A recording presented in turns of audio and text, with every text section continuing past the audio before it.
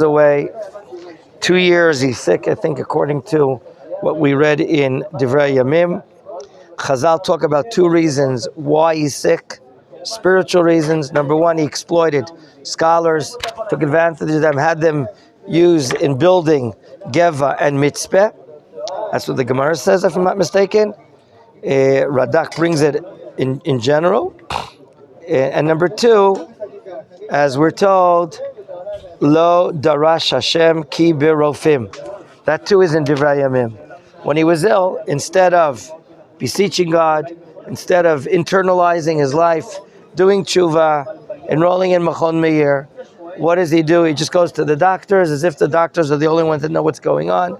He didn't relate his spiritual problems to his illness, and for that he passes away at the end of this part. This brings us to the finale of the chapter, verse 25 and on. That's our plan today in our short shiur today. Okay, Asa passes away in Yehuda. What's going on in the ranch on the other side of Israel? Meaning to the north of Binyamin.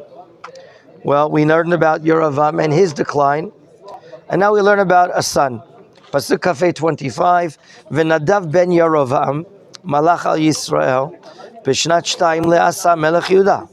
Already in the 2nd year of Asa, the son of Yeravam, called Nadav, is the king of the Shomron, the king of Israel, the Ephraim kingdom.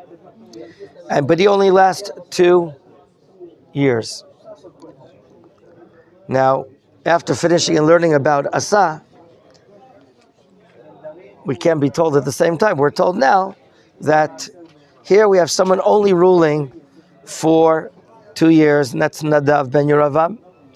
And if we ask ourselves why is he ruling only 2 years? Well, maybe the next pasuk tells us why he's only ruling 2 years. Pasuk Hava, verse 26. Vayas hara be'enei Adonai, vayelech b'derech aviv uvchatato, asher ichti et Yisrael. So we have the reason. He's going in his father's footsteps, which is not just bad, but is terrible. Okay? Because his father was the first one in the Tanakh to be given the title Choteh Umachti. Not only sinning, but causing others to sin. Well, that's a good reason why he doesn't last as a king. Because he's not doing tshuva. Okay? Now, this is who? Nadav. What happens that brings about the fall and the decline of Nadav? And that seems to be here, our next pasuk. Kaf Zayin, verse 27. Vayikra alav ba'asha ben Achia levet Yisachar. I'm sorry. Vayikshor alav ba'asha ben Achia levet Yisachar. Vayakeu v'asha begivton asher laplishtim. V'nadav v'chol Yisrael tzarim al gibeton. Let's try to make sense, understanding. For those that are new, and this term is new, to have a kesher in political matters is to make a coup d'etat, is to pull off a rebellion. Okay? The term, Vaikshur, probably mentioned here for the first time, is to perform a rebellion. So why is it called a kesher? Okay, we're going to make a kesher, and when he's not watching, we're going to take over. So that's probably the reason. I think the Mitzudot says it. Yeah. Merid anasa yedei bnei adam kshurim ba'aguda achat. It's some sort of rebellion performed by a group of people. They have a kesher, a connection, and we're making a coup d'etat. Who are we talking about? A person called Baasha. Who is he? I don't know. He's the son of Achia. Well, where is he from? He's certainly from much more northern Israel, Yisachar, and towards the Kinneret area, north of Jenin, Ganin, and so on and so forth. And what does he do? Well, it says, Vayakeu v'asha begibton. Excuse me? Who is he hitting? Who's he smiting? Ikehu, so Vash is striking Nadav. Very good. He is killing a fellow Jew who's the leader of Israel, Nadav, in an area called Gibbeton. Some say it's the area, we have a Gibbeton today, somewhere the area of Maskeret Batya, from Rehovot going south. If you know that place, thank you so much. And, well, what is the king Nadav doing in the Gibbeton area? Well, Gibbeton is a town south of Rehovot, apparently, and it's being ruled by the Plishtim. So who's down there? Nadav. Well, I'd like to interview some of the critical analysts of political affairs of the kingdom in Israel. How are you, sir? Are you aware that Nadav, the king of Israel, is going to war against the Plishtim? Where? I'll tell you where, in Gibbeton. All of a sudden, who appears on the scene? A man called Basha with a group of others, soldiers. And who does he go and strike? Nadav. Okay. And what is Nadav doing at this moment? He is putting on a matzor. Okay, they're going to war on Gibbeton, meaning the Plishtim at Gibbeton. He's putting on matzor, a siege there. All of a sudden, he gets a pat on the back, and someone knocks him out and kills him. Now, if I would stop here, even though that I know the next pasuk, Vayimiteu Basha, is this written in a proper light, in a good light, or is this written with a negative connotation here?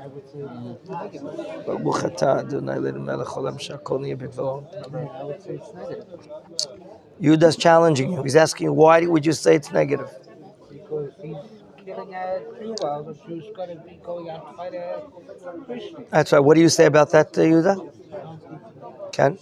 So, we're reading this with common sense, and it seems to be, it's written in a critical light. Ken, a critical light. We'll get to the root of the matter in a moment, but we really don't know about this guy Basha. As a result of him knocking off, unfortunately using the word, the present king, for the first time in the history of the Jewish people, we have a precedent. And what is that? That we have a king in Israel who's not put into office by a prophet. Meaning, Shaul was anointed by Shmuel. David as well, correct? Shlomo doesn't have to be anointed, because the Talmud says, Melech ben Melech, a king, who's the son of a king, doesn't have to be anointed. So that takes care of Shlomo, Rechavam, and we saw Asa. Yoravam was made king by the prophet. Achia Shiloni, very good. Achia Shiloni. And now his son is taking over, Nadav. Comes in Basha, chutzpah, no prophets, putting him into office, and he takes over. So all we know about this rebellion of Basha is, number one, we know that he's related to his father, thank God, and we don't know anything else. His father's a guy called Achia. He's somewhere maybe in the Jezreel Valley, going further north, in the area of Yisachar. It could be that he's from the same area of a former shofet. The Dat Mikra brings a shofet called Tola ben Puah. But what we don't see here is any reason for the rebellion. All we're told is that where it happens, in a town called Gibbeton, that Gibbeton is under the ruling control of the Plishtim. Okay? Gibbeton can be going further south from Beit Shemesh in that area. Some would even say it's the area of Dan. But the question is, why is it done? We don't know. And about the time that it's done. And that's where we see there's an undermining of, self-respect here for your own Jewish people. The time of the rebellion of Basha is when Nadav is going to war against the Plishtim. What is the act of war that he does? he puts a matzor, a siege, on the city. No milk deliveries, no bread deliveries, no water deliveries, no electricity brought in. That's it. Not even humanitarian. Nothing is brought in against the Plishtim. Now, we also learn Tanakh, Klomar, not only what's written, but we also learn Tanakh from what's not written. If we're asking ourselves what's the root of the rebellion, and we come to the conclusion that the Tanakh, not here, nor in Divrei Yamim, as I searched, I didn't find anything written there either, then apparently this guy Basha, he's not a messenger, not of a Navi. He's not here to do a spiritual awakening. The Chabad Rabbi didn't send him either on Shlichut. He's not here exactly to go up and, let's say, correct Beit Yoravam. We already learned about the terrible things that Yoravam had did, and we learned that he's doomed for destruction. Beit Yoravam, children, grandchildren, so on and so forth.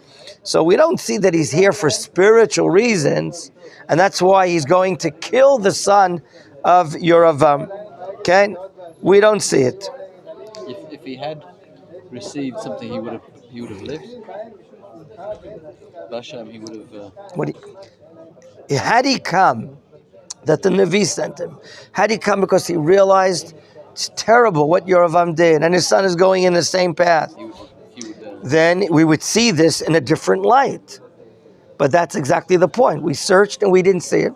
Shlomo says from common sense, it seems that the Tanakh is saying this critically, that at a time that Nadav is going to war against our enemy called the Plishtim, in the back door comes this guy with a bunch of soldiers, kills the present king, and takes off office and power.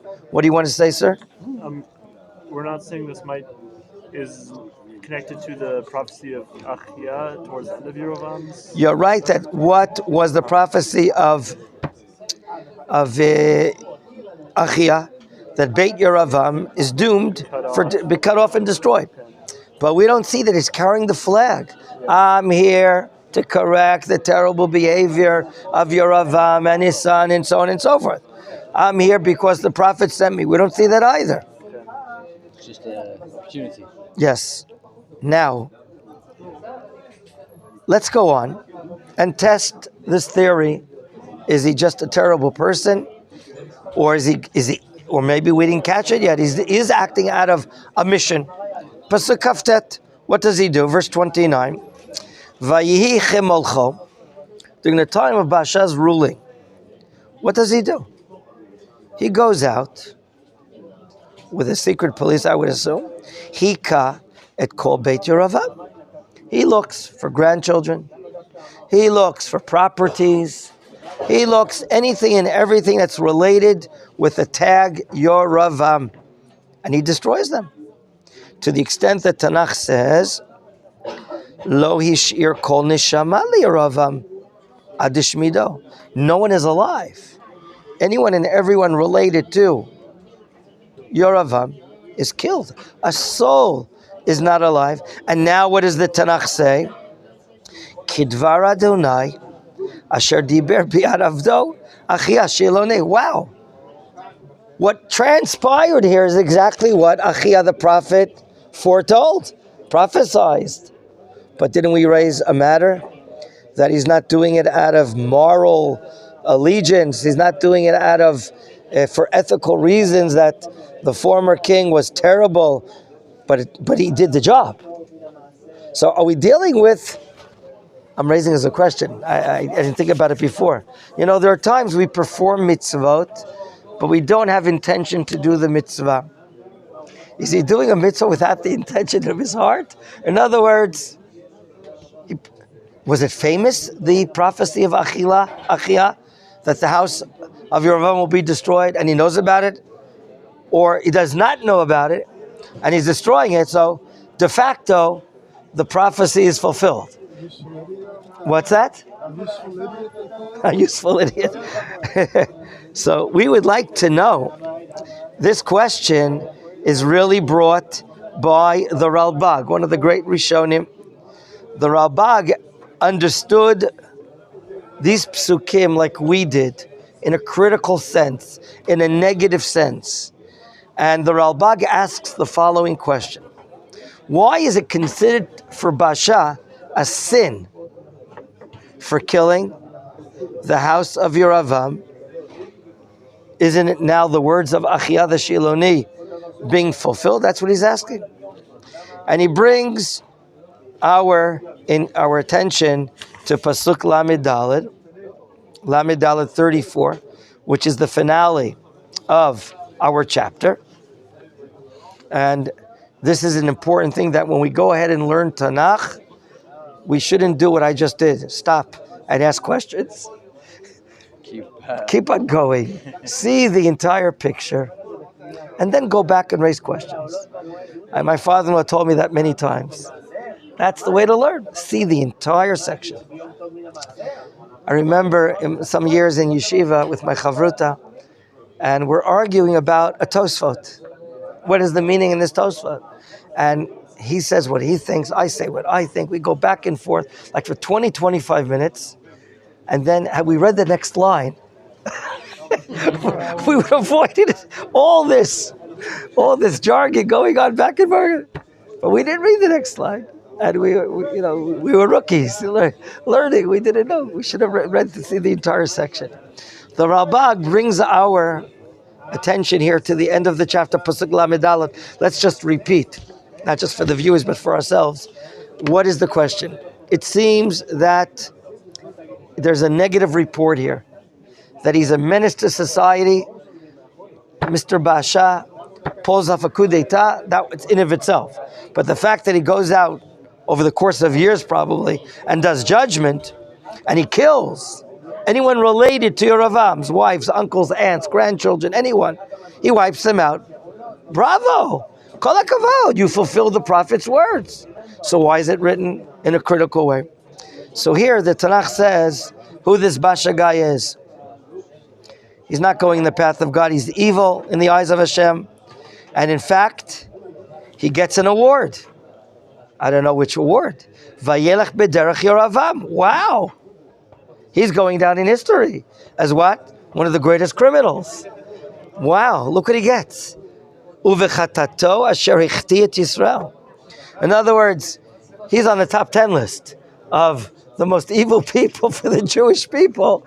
Not only does he sin, but he goes in the path of Yeravam. And we don't just see that he's not a tzaddik, but he's terrible. He's going in the path of Yeravam. Did he wipe out? Is that in charge of the Chicago Mafia or the Italian Mafia? Did he wipe out all of the descendants of Yeravam? Yes, he did. Okay. Did he fulfill God's will? He did. However, he did it out of a terrible heart. He did it out in order to make sure no one is on my tail. No one is going to overrule me. No one will take me out of office. In other words, he foresaw vengeance. He killed Nadav. Anyone related to the Yeravam family might try to pick a quick rebellion over me. What does he do to assure his power, his control? He wipes out anyone and everyone that could even think of doing revenge and taking office. Okay? No one can do it. Rav Yigal Ariel, in his Sefer on Sefer Melachim, says, what we mentioned before is a possibility. This guy Basha, living up in the Jezreel Valley somewhere up north, may not even know about the prophecy of Achia. He may not even know about it. Number two, to prove that this is in a critical eye, is that he's punished. Basha is going to be punished, or it's going to be considered a sin because of the time of his rebellion. He's undermining a Jewish king. He's undermining sovereignty of the Jewish people, our ability to go up in war against our major enemy called the Plishtim. At a time that Nadav is going to war against the Plishtim, you have the gall, the chutzpah, the brazenness to go up and try to and kill Nadav at a time that he's fighting the wars of God. So what if Nadav is a sinner? But he's fighting the wars of God, going up against the Plishtim. He's putting on a siege around the city of Gibton, and now here you come and you do this? This is terrible. So these are two good reasons why we understand this matter is happening. I want to remind ourselves what we learned in yesterday's shiur. Tension is high between the Israeli kingdom and the Judean kingdom. Unfortunate fights and clashes and civil wars. Hundreds of thousands of people, unfortunately, have been killed. Asa against Yoravam continues. Baasha will go up also against Asa, as we're going to see right now. And no, he's not saying a novelty. Let's go on. We were up to Pasuk Lamed, verse 30. Al chatot Yeravam asher chata, v'asher chti et Yisrael b'chaso asher chisat Adonai Elohei Yisrael. So here we see mentioning of the sinnings of Nadav as a continuation of Yeravam, and Mr. Baasha is not any better. And now we're closing matters of Nadav. V'yeter divrei Nadav in verse 31. Other events that happened. V'chol asher asa haloim ktuvim. Remember, we had books of those times that have been lost. Ktuvim al Sefer divrei hayamim lemalchei Yisrael. And now we come to a sad fact that's continuing. The rift, the tension between the two kingdoms. There's nothing new here. Unfortunate, verse 32. Umilchamaita ben Asa uvein Baasha. Melech Yisrael kol yemehem.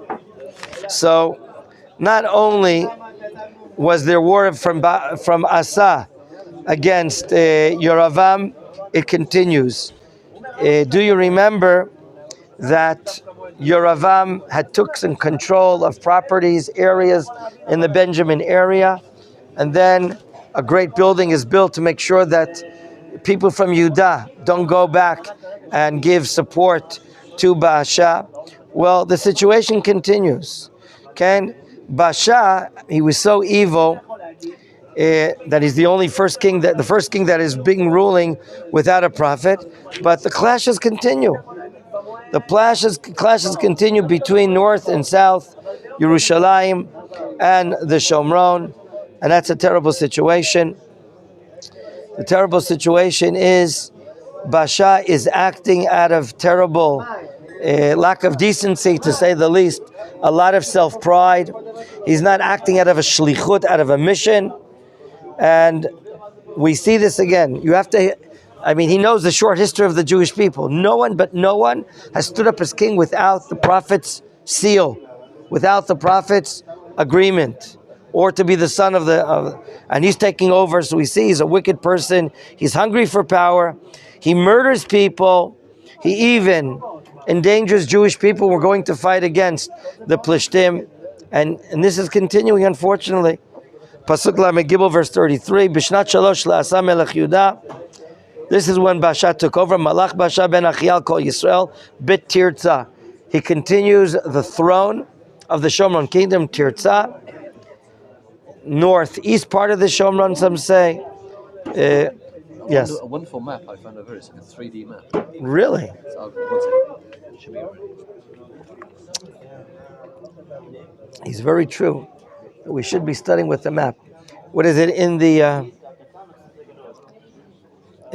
Koran series, or is it in the? No. Wow. Yeah. Tirza is right here. Right, that's Nachal Tirza. That's right. I heard though by the Mossad Rav Kook series that this place Tirza doesn't have to be necessarily the Tirza Valley under Shechem going to the Jordan Valley. That's what I said recently. But it could be somewhere a little further northeast. Okay? You're welcome to look to see where Tirzah is. Okay, let's see the finale. If some of you ask, why is the Tanakh telling us right now in 32 about the wars between Asa and Baasha? It was already written in verse 16. Right? Go back. In verse 16, we say, "U'milchama hayta bein Asa uvein Baasha melech Yisrael." So the Dat Mikra of the Rav Kook series says, why is it repeated? Since we're talking about the wars of Baasha against the house of Yeravam, it mentions again he's gone to other wars, and not against fellow Jews, namely the Judean kingdom. The Malbim says the following, a different answer. Why repeat the wars of Baasha and Asa? You would have thought that if Mr. Baasha went up and defeated and killed all members of Yoram's family, well, don't we remember that he's going up against the house of Yeravam? That's the same Yeravam that rebelled against Shlomo Melech. So you would have thought, oh, isn't that great? Asa would have thought, what? Oh, thank you so much, Baasha. You killed the enemies of my ancestors. You killed Yeravam that went up against Rechavam, that went up against Shlomo. So you would have thought that Asa did, let's make peace. You killed the opponents of the house of David. No. He's evil in the eyes of God. Baasha was such a Rasha. Therefore, Asa would not ever make peace with him. And therefore, Asa hated him and even provoked him, they say. And that ends our chapter more or less. The last pasuk. Vayasara b'nei Adonai, vayelech b'derech Yeravam u'v'chatato shechtit Yisrael. The situation's getting worse. There's continued strife, continued clashes, war, civil war, Jews being killed, murder everywhere. And the question is, will there be someone that can stop this terrible momentum of killing fellow Jews? Until here, we'll continue the next time. Yes, sir.